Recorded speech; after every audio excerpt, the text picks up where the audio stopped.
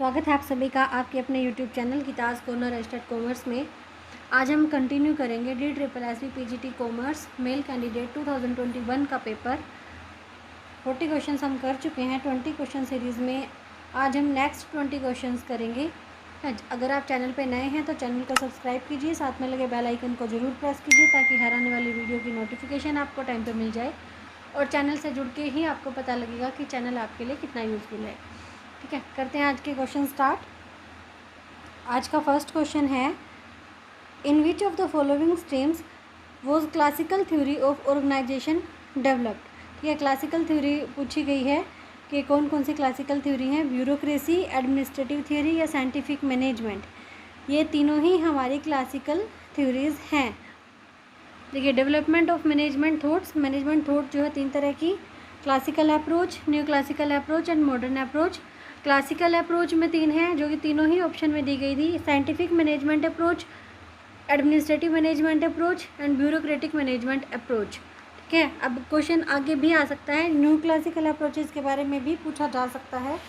New classical approach कौन सी हो जाएगी, human relation approach and behavioural science approach. ठीक है, ये दोनों हमारी न्यू क्लासिकल अप्रोच के अंदर आएंगी। मॉडर्न अप्रोच के बारे में अगर क्वेश्चन आता है तो उसमें ये तीन है हमारी, quantitative approach, system approach and contingencies approach.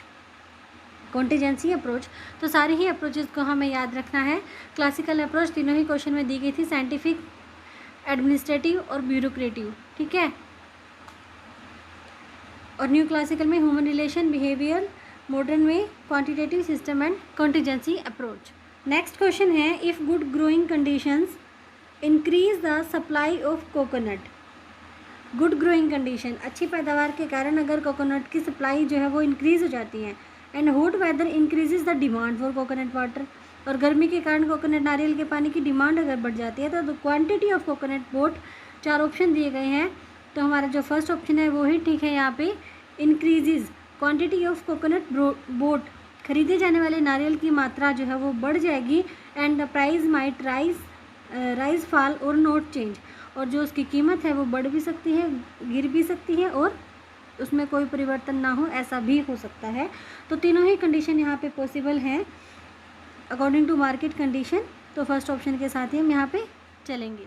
Videos अगर पसंद आए तो प्लीज़ लाइक करें, कमेंट करें, शेयर करें ज़्यादा से ज़्यादा। चैनल को सब्सक्राइब करना बिल्कुल ना भूलें। नेक्स्ट क्वेश्चन है, inside trading refers to trading in the script of a company by persons having access to dash price sensitive information to make private gains or reduce losses। देखिए, insider trading क्या होती है, inside trading क्या होती है। Inside trading जो होती है ना, वो उन लोगों के द्वारा की जाती है जो ऑर्गेनाइजेशन में काम कर रहे हो, कंपनी में काम कर रहे हो, और उनके पास ना सारी सीक्रेट इन्फॉर्मेशन हो कंपनी की। जैसे कंपनी के डायरेक्टर हैं, ठीक है, उन्हें पता होता है कि कंपनी के शेयर जो है वो कंपनी के शेयर जो है वो उनके मार्केट प्राइस जो है गिरने वाले हैं कि बढ़ने वाले हैं। अगर उन्हें लगता है कि बढ़ने वाले हैं, उन्हें पता है, तो वो क्या करते हैं, प्राइवेटली अगर उसे ख़रीद ले। ठीक है, कोई भी हो सकता है, कोई एम्प्लॉय भी हो सकता है, ये सिर्फ एग्जांपल के लिए मैंने बोला। डायरेक्टर तो कोई भी हो सकता है, कंपनी का आंतरिक व्यक्ति जिसको कंपनी की फुल इन्फॉर्मेशन हो, अगर वो अपने प्राइवेट गेन यानी कि अपने व्यक्तिगत फ़ायदे के लिए, ठीक है, वो शेयर को ख़रीद ले, तो ये क्या हो जाएगा, internal insider trading.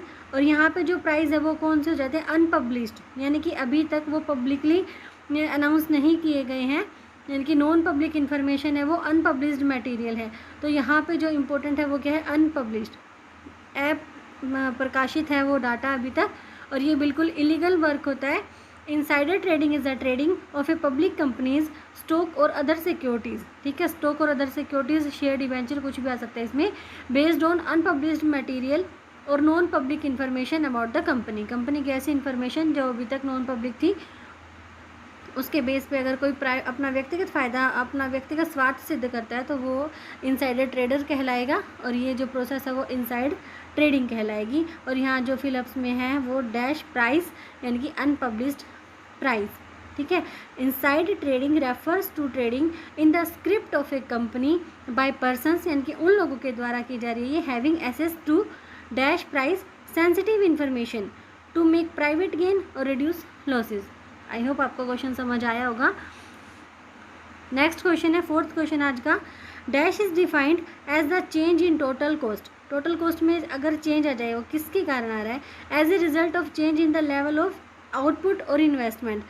Level of output यानी कि आउटपुट जो है उसमें चेंज होने के कारण या इन्वेस्टमेंट में चेंज होने के कारण जो टोटल कॉस्ट में चेंज आ रहा है उसे कहेंगे इंक्रीमेंटल कॉस्ट। इंक्रीमेंटल कॉस्ट कहते हैं the cost added by producing one additional unit of a product और सर्विस। जो भी वस्तु का उत्पादन किया जा रहा है अगर उसमें एक यूनिट भी अगर एक्स्ट्रा प्रोड्यूस की जा रही है तो जो टोटल कॉस्ट में डिफरेंस आता है उसे क्या कहते हैं? इंक्रीमेंटल कॉस्ट कहते हैं। ये हमारे क्वेश्चन का आंसर है। नेक्स्ट क्वेश्चन है यहाँ पर, read the assertion and reasoning and select the correct option। देखिए ए में क्या बोला गया? The Reserve Bank of India is the apex organisation in the Indian money market. Indian money market जो भारतीय मुद्रा बाजार है उसमें रिजर्व बैंक क्या है? शीर्ष स्थान पर है, एक शीर्ष संगठन है। और इसका कारण क्या बताया गया है? इन अप्रैल 1988 it setup the discount and finance house of India, यानी कि DFHI। इसके भी फुल फॉर्म पता होनी चाहिए, क्वेश्चन में फुल फॉर्म भी पूछी जा सकती है। What is the full form of DFHI? It is discount and finance house of India. Discount and finance house of India. Establishing कब हुई इसकी? 1988 को। और ये RBI ने क्यों स्थापित किया था? To perform the function of establishing the money market in India, यानी कि भारत का जो मुद्रा बाजार है उसमें स्थिरता लाने के लिए, उसके कार्यों में स्थिरता लाने के लिए DFHI की स्थापना की गई थी। ठीक है, तो ये दोनों ही ठीक है हमारे। ऑप्शन थर्ड पे हम टिक कर देंगे, A and R both are correct and R is the right explanation of A। Next question है, sixth question, choose the statement which is incorrect. Incorrect हमें यहाँ पे चूज़ करनी है। थर्ड ऑप्शन है, sales maximisation will automatically lead to profit maximisation, कि अगर sales बढ़ेगी तो अपने आप ही प्रॉफिट जो वो भी बढ़ जाएंगे। तो ये गलत है, हर बार ये कंडीशन सही नहीं होती है। तो जो करेक्ट ऑप्शन है एक बार देखते हैं वो क्या है। फर्स्ट है, प्राइस स्टेबलाइजेशन पॉलिसी, यानी कि मूल्य स्थिरीकरण नीति seeks to prevent price wars. जब मार्केट में कीमत युद्ध छिड़ा हुआ हो तो यहाँ पर मूल्य स्थिरीकरण नीति को अपनाया जाता है। ये करेक्ट है हमारी स्टेटमेंट। सेकंड है, companies which want to create a prestige image. जो कंपनी अपने प्रोडक्ट की एक प्रतिष्ठा छवि यानी कि एक अच्छी इमेज बनाना चाहती हैं तो वो क्या करते हैं? नॉर्मली प्राइस देम हाई, उन्हें ज़्यादा कीमत पर बेचती है। ये स्टेटमेंट भी करेक्ट है। और एक ये वाली स्टेटमेंट कि pricing is governed bye not only the internal factor of a company, यानी कि जो कीमत निर्धारित होती है वो ना सिर्फ जो कंपनी के इंटरनल फैक्टर है उनके द्वारा but also external environmental factor, company के बाह्य जो फैक्टर हैं उनके द्वारा भी निर्धारित की जाती है। तो ये तीनों ही ठीक है। इनकरेक्ट कौन सी थी? कि sales maximisation will automatically lead to profit maximisation. ये हमारा ठीक हो जाएगा थर्ड ऑप्शन। बाकी सारे इसकी करेक्ट स्टेटमेंट है, इनकरेक्ट को यहाँ पे छांटना था। अगर आप चैनल पे नए हैं तो बिना चैनल को सब्सक्राइब करे ना जाए, चैनल को सब्सक्राइब करें, चैनल पे विजिट करें। गीताज कॉर्नर एस्टेट कॉमर्स सारी वीडियोस आप देख सकते हैं। सारी ही वीडियोस जो हैं अपने प्रीवियस पेपर्स की हैं। कॉमर्स के लिए बहुत ही इंपॉर्टेंट क्वेश्चन है क्योंकि कॉमर्स के क्वेश्चन रिपीटेड होते हैं और आगे भी ऐसे ही हमारी तैयारी चलती रहेगी 20 क्वेश्चंस पर डे के हिसाब से। नेक्स्ट क्वेश्चन है, what is the source of information, what is the source of formation of attitude. Attitude के फॉर्मेशन का सोर्स कौन सा है? देखिए एटीट्यूड होता क्या है? Attitudes refer to feelings and believes of individual और group of individual. For example attitude क्या होता है? अभिरुचि, यानी कि एक बंदा जो फील करता है, जो उसके विश्वास होता है वो इसका एटीट्यूड है। जैसे व्हेन ए पर्सन सेज, अगर एक व्यक्ति कहता है कि I like my job, it shows that he has a positive attitude towards his job, कि जो उसने कहा, जो उसने फील किया, जो वो विश्वास करता है वो उसका एटीट्यूड है, ये उसका सकारात्मक उसकी अभिरुचि थी जो कि उसने आई लाइक माई जॉब कह के शो ऑफ करी। तो यहाँ पे जो एटीट्यूड है वो कैसे फॉर्मेशन होता है? देखिए सोशल लर्निंग से और डायरेक्ट एक्सपेंसेस से, डायरेक्ट एक्सपीरियंसेस से। ठीक है, डायरेक्ट एक्सपीरियंस होगा, उसे जितना एक्सपीरियंस होगा तो उसका वैसा ही एटीट्यूड बनेगा। सोशल लर्निंग जैसी होगी वैसा ही एटीट्यूड बनेगा। ये जो है इंस्ट्रूमेंटल कंडीशनिंग, ऑपरेट कंडीशनिंग भी इसको बोलते हैं और ये नॉर्मली क्या होता है? एनिमल्स को सिखाने के लिए इसको यूज़ किया जाता है। ठीक है, जैसे एक डॉगी को अगर अच्छी बातें सिखानी है तो उसे बार बार, यानी कि एक पॉजिटिव रिइंफोर्समेंट इसमें दिया जाता है, पनिशमेंट भी दी जा सकती है एक पॉजिटिव तरीके से उसे व्यवहार करवाने के लिए। तो इंस्ट्रूमेंटल कंडीशनिंग एटीट्यूड में नहीं आती है। बाकी सोशल लर्निंग और डायरेक्ट एक्सपीरियंस दोनों ही एटीट्यूड के अंदर आ जाएंगे।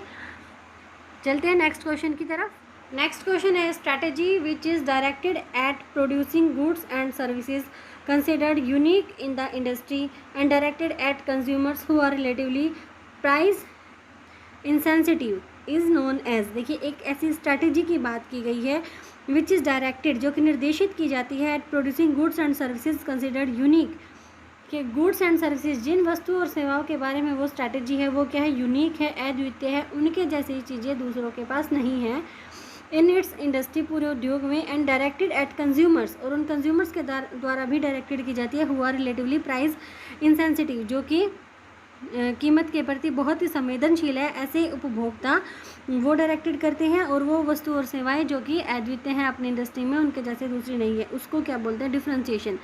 ये किसमें होता है, मोनोपोलिस्टिक कंपटीशन में, जहाँ पे सेलर होते तो कई सारे हैं लेकिन उनके जो प्रोडक्ट हैं वो एक दूसरे से डिफरेंट होते हैं, किसी ना किसी रूप में ब्रांड उनका चेंज हो सकता है, ठीक है, कुछ भी किसी भी कारण से अगर वो चेंज है, उन सभी का प्रोडक्ट एक दूसरे से चेंज होता है। ये मोनोपोलिस्टिक कंपटीशन में ये डिफ्रेंशिएशन जो है वो पाया जाता है। हर गुड्स एंड सर्विसेज की अपनी एक यूनिक कैरेक्टरिस्टिक्स पाई जाती है वहाँ पे। नेक्स्ट क्वेश्चन है which of these is or are the method of making capital issue. कंपनी जो कैपिटल इशू करती है, यानी कि जो शेयर डिवेंचर इशू करके अपने कैपिटल को रेज करती है, वहाँ पे कौन सा मेथड नहीं है। देखिए ऑफर फॉर सेल मेथड है, प्राइवेट प्लेसमेंट मेथड है, राइट्स इशू भी मेथड है, लेकिन बिड एंड ऑफर, बोली और प्रस्ताव, बोली नहीं लगाई जाती, ये कोई मेथड नहीं है कैपिटल को इशू करने का। कैपिटल को इशू करने के 3 मेथड आ जाएंगे तो थर्ड ऑप्शन ठीक हो जाएगा, only A, B and C, offer for sale, private placement and then rights issue. Question number 10, define strategy. Strategy को डिफाइन करना है, रणनीति क्या होती है।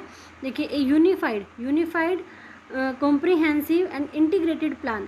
यूनिफाइड भी एकीकृत होता है, इंटीग्रेटेड भी एकीकृत होता है। एक ऐसी योजना जो एकीकृत है और कॉम्प्रिहेंसिवनेस, यानी कि वो बहुत ही मतलब ब्रॉडली क्लासीफाई है, that relates the calculated advantage to the firm to the challenges of the environment. ठीक है, रणनीति यानी कि जो बाहर का एनवायरनमेंट है उसको फेस करने के लिए उसमें कंपनी कैसे फ़ायदा उठा सकती है, ये तो रणनीति में सब कुछ तय किया जाता है। तो ये एक स्ट्रैटेजी है कि relates the calculated advantages to of the firm के लिए कैसे फ़ायदेमंद हो सकता है सब कुछ, to the challenge of the environment के साथ यहाँ पे फर्म जो है वो लिंक करती है। नेक्स्ट क्वेश्चन है व्हाट आर स्पेशलिटी गुड्स। ठीक है, स्पेशलिटी गुड्स कौन से होते हैं। देखिए एक क्लास ऑफ कंज्यूमर गुड्स, ये कंज्यूमर गुड्स की एक ऐसी क्लास है विद परसीव्ड यूनिक कैरेक्टरिस्टिक्स, जिसकी अपनी अद्वितीय विशेषताएं होती हैं, such that consumers are willing to spend special effort to buy them. और कंज्यूमर क्या करते हैं, उनको खरीदने के लिए अपने स्पेशल एफर्ट्स भी देते हैं। तो ये क्या जाए, जैसे लग्जरी कार्स है, हाई फैशन क्लोथिंग एक्सेट्रा, ये हमारे स्पेशल गुड्स में आ जाती हैं। और कंज्यूमर जो है उसको खरीदने के लिए अपने स्पेशल एफर्ट्स जो है वो लगा देते हैं। स्पेशलिटी गुड्स, सी ऑप्शन हमारा करेक्ट हो जाएगा। चलते हैं अपने 12th क्वेश्चन की तरफ। विच of the following statements about price elasticity of demand is correct. Price elasticity of demand के बारे में जो सी स्टेटमेंट सही है वो हमें देखनी है। यहाँ पे A, B, C तीनों ही स्टेटमेंट जो है करेक्ट है। देख लेते हैं तीनों है क्या। फर्स्ट है price elasticity of demand is a measure of how much the quantity demanded of a good response to a change in the price of that good. ठीक है, ये मतलब changes of price and changes of quantity, इन दोनों का संबंध दिखा रहा है, तो ये बिल्कुल देखा जाता है इसमें। Price elasticity of demand is computed as the percentage change in quantity demanded divided by percentage change in price. बिल्कुल ये भी हमारा ठीक है कि ये फॉर्मूला बन जाएगा, percentage change in quantity divided by percentage change in price. और थर्ड है price elasticity of demand in the long run would be different from that of the short run. ये भी करेक्ट है क्योंकि जो कीमत लोच है मांग की वो एक दीर्घकाल में और अल्पकाल में दोनों में ही अलग अलग होती है। तो ये तीनों ही हमारी स्टेटमेंट सही हो जाएंगी। नेक्स्ट क्वेश्चन है 13 question, read the situation given below and classify it. Classify करना है इसको। देखिए एक customer walks into a general merchant shop. एक ग्राहक एक दुकान पे गया and while buying Dove soap, वो डव साबुन खरीदने के लिए गया था, सोप, डिस्कवर्स दैट, पर उसने देखा कि he can get A stainless steel spoon free if she boys santoor soap. अगर वो संतूर साबुन खरीदेगा तो उसे एक चम्मच फ्री मिलेगी। तो therefore she bought Santoor soap. तो उसने डव की जगह क्या खरीद लिया, संतूर सोप खरीद लिया। 4 ऑप्शन दिए गए थे कि आप इसको क्लासीफाई कीजिए ये किस तरह की एक एक्टिविटी है। जो ऑप्शन है वो है it is neither advertisement NOR publicity. देखिए एडवर्टीजमेंट और पब्लिसिटी ये दोनों ही प्राइस सेल्स प्रमोशन के पार्ट हैं। ये भी एक सेल्स प्रमोशन का पार्ट है, लेकिन ये क्या है, ना तो ये एडवर्टीजमेंट और ना ही ये पब्लिसिटी है। ठीक है, ये एक टेक्निक है सेल्स प्रमोशन की।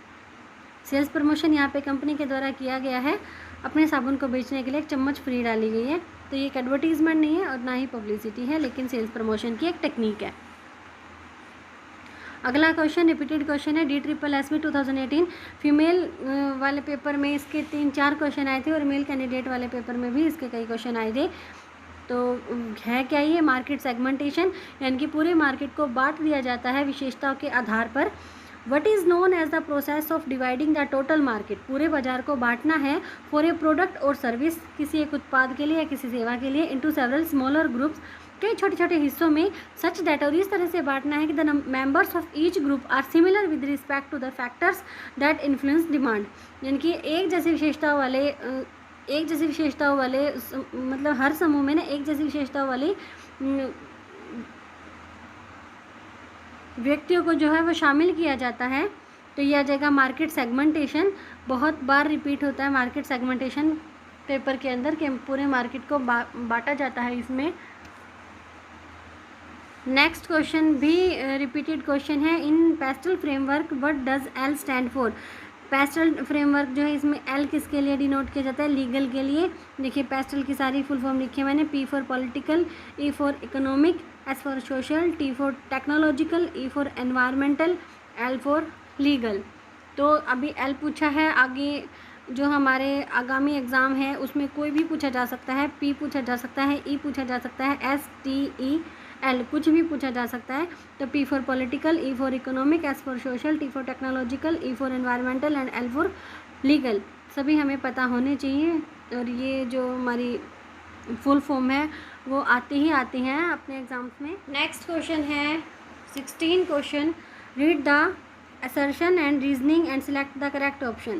The channel of distribution is a network of institutions, यानी कि जो चैनल ऑफ डिस्ट्रीब्यूशन है जिसके थ्रू प्रोडक्ट जो है अपने प्रोड्यूसर से कंज्यूमर तक पहुंचता है उसे क्या कहते हैं, चैनल ऑफ डिस्ट्रीब्यूशन। कह रहा है चैनल ऑफ डिस्ट्रीब्यूशन में नेटवर्क ऑफ इंस्टीट्यूशन, बहुत सारे इंस्टीट्यूशंस आते हैं that perform a variety of interrelated and coordinated functions, और वो क्या काम करते हैं, एकीकृत और सहयोगी कार्य करते हैं in the movement of goods from producer to consumer, producer से कंज्यूमर तक अपना प्रोडक्ट जो है वो पहुंचाने में। ठीक है, ये करेक्ट है, आर भी करेक्ट है, R is the right explanation of A. अब पढ़ते रीजनिंग क्या है, most producers do not sell goods directly to the consumer, बिल्कुल सही बात है। बहुत सारे प्रोड्यूसर ऐसे हैं जो कंज्यूमर को डायरेक्टली अपना गुड्स जो है वो नहीं बेचते हैं। They make use of a variety of intermediaries, वो बहुत सारे मध्यस्थ, नोन एज मिडल मैन, बहुत सारे मध्यस्थ उनके बीच में होते हैं काम करने वाले। These middle man who take title to goods और assist in transferring the title to goods as they move from the producer to the consumer, बिल्कुल दोनों ही राइट एक्सप्लेनेशन है। नेटवर्क ऑफ इंस्टीट्यूशन यानी कि मिडल मैन ही होते हैं वो बीच में जो कि प्रोड्यूसर से कंज्यूमर तक अपने प्रोडक्ट को पहुंचाने में मदद करते हैं। नेक्स्ट क्वेश्चन भी रिपीटेड है, एस्टेट में भी आया है, DSSS में भी आया है, और बहुत बार हमने ये किया है डिस्कस अपने चैनल पे। A person who reports unethical practices by their employer to outsider is known as, यानी कि एक ऐसा व्यक्ति जो अपने स्वामी की अनैतिक व्यवहार को बाहर वाले जो होते हैं, आउटसाइडर जो होते हैं, उनको बता देता है, ये क्या होता है, विसल ब्लोवर, मुखबिर जिसको बोला जाता है। एस्टेट और DSSS 2018 में ये क्वेश्चन रिपीट हुआ है। नेक्स्ट क्वेश्चन है इकोनॉमिक से कि which of the following is not one of the 4 central questions that the study of economics is suppose to answer, यानी कि एक अर्थव्यवस्था को जिसका आंसर देना चाहिए, जो हमारी 4 केंद्रीय समस्याएं होती हैं, इनमें से कौन सी समस्या नहीं है।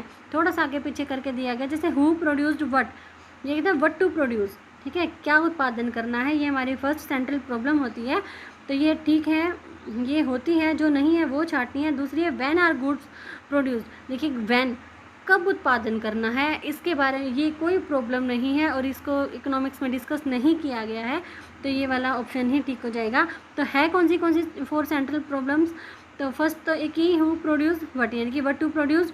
सेकंड है हाउ आर गुड्स प्रोड्यूस, क्या उत्पादन करना है, कैसे करना है। थर्ड क्या है, हु कंज्यूम्स व्हाट, या फिर फॉर होम टू प्रोड्यूस, यानी कि किसके लिए करना है। थर्ड हमारी ये हो जाएगी। और फोर्थ हमारी क्या हो जाएगी, what provisions should be made for economic growth, जो हमारी आर्थिक विकास है उसको, उसके लिए कौन कौन से प्रावधान किए जाते हैं। ये हमारी 4 सेंट्रल प्रॉब्लम्स हैं। 19 क्वेश्चन है हमारा, match the organisational objective with the marketing concept. Marketing concept ये जो पांचों दिखाई गई हैं बहुत ही इंपॉर्टेंट है। ये कॉन्सेप्ट ही रिपीट हो जाती है पेपर में कि 5 जो मार्केटिंग कॉन्सेप्ट है वो कौन सी हैं। ठीक है, यहाँ पे मैच मेकिंग करना है। यहाँ पे 5 ऑर्गेनाइजेशनल ऑब्जेक्टिव्स दे रखे हैं और यहाँ पे मार्केटिंग कॉन्सेप्ट दे रखे हैं। हमें बताना है कि कौन सी ऑब्जेक्टिव किसके साथ है। देखिए, इम्प्रूव सोसाइटीज़ वेलबींग, सोसाइटी की वेलबींग के लिए कौन सी कॉन्सेप्ट काम करती है, ये